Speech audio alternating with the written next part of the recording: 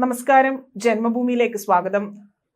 മണിപ്പൂരിനെ രാഷ്ട്രീയ നേട്ടത്തിന് ഉപയോഗിക്കുന്നത് അവസാനിപ്പിക്കണമെന്നും മണിപ്പൂരിന്റെ സംഘർഷ ചരിത്രം മനസ്സിലാക്കി വേണം വിഷയങ്ങളിൽ പ്രതികരണങ്ങൾ നടത്താനെന്നും ഓർമ്മിപ്പിച്ച് പ്രധാനമന്ത്രി നരേന്ദ്രമോദി. മണിപ്പൂരിൽ തീ കോരിയിടാൻ ശ്രമിക്കുന്നവരോട് പ്രവർത്തനങ്ങൾ അവസാനിപ്പിക്കണമെന്ന് അഭ്യർത്ഥിക്കുകയാണ്. മണിപ്പൂരിലെ ജനത അത്തരക്കാരെ തള്ളിക്കളയും. മണിപ്പൂരിന്റെ ചരിത്രവും സംഘർഷ ചരിത്രവും എല്ലാവരും മനസ്സിലാക്കണം. ദീർഘകാലത്തെ പ്രശ്നങ്ങളാണ് ഇവിടെ ഉള്ളത്. സംഘർഷം മൂലം മണിപ്പൂരിൽ 10 തവണ രാഷ്ട്രപതി ഭരണം പ്രഖ്യാപിച്ചവരാണ് കോൺഗ്രസുകാർ. ഇത്ര ചെറിയ സംസ്ഥാനത്താണെന്ന് ഓർക്കണം. 1993 മണിപ്പൂരിൽ ഇതേപോലെ സംഘർഷമുണ്ടായി. 5 വർഷം നീണ്ടുനിന്ന സംഘർഷമാണ് അവിടെ അന്നുണ്ടായത്. ഇത് തിരിച്ചറിഞ്ഞു വേണം മണിപ്പൂർ വിഷയത്തിൽ പ്രതികരിക്കേണ്ടത്. മണിപ്പൂരിൽ സമാധാനം പുനഃസ്ഥാപിക്കാൻ കേന്ദ്ര സംസ്ഥാന സർക്കാരുകൾ നിരന്തരം ശ്രമിക്കുകയാണ്. 10,000-ലധികം FIRകളാണ് ഇതുവരെ രജിസ്റ്റർ ചെയ്തത്. 500-ലധികം പേർ അറസ്റ്റിലായി.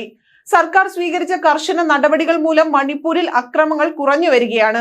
സ്കൂളുകളും കോളേജുകളും സാധാരണ നിലയിൽ പ്രവർത്തിക്കുന്നുണ്ട്. സർക്കാർ സംവിധാനങ്ങളും പ്രവർത്തിക്കുന്നു. മണിപ്പൂരിലും ദേശീയ തലത്തിലുള്ള പ്രവേശന പരീക്ഷകൾ നടന്നു.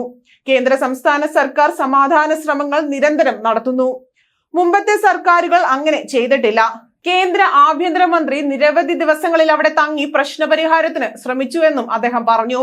മണിപ്പൂരിൽ ഇപ്പോൾ നടക്കുന്ന പ്രളയത്തെ നേരിടാൻ NDRF സംഘങ്ങളും കേന്ദ്ര സംസ്ഥാന സർക്കാരുകളുടെ ഏകോപനവും സജീവമാക്കിയിട്ടുണ്ട് എന്നും പ്രധാനമന്ത്രി പറഞ്ഞു.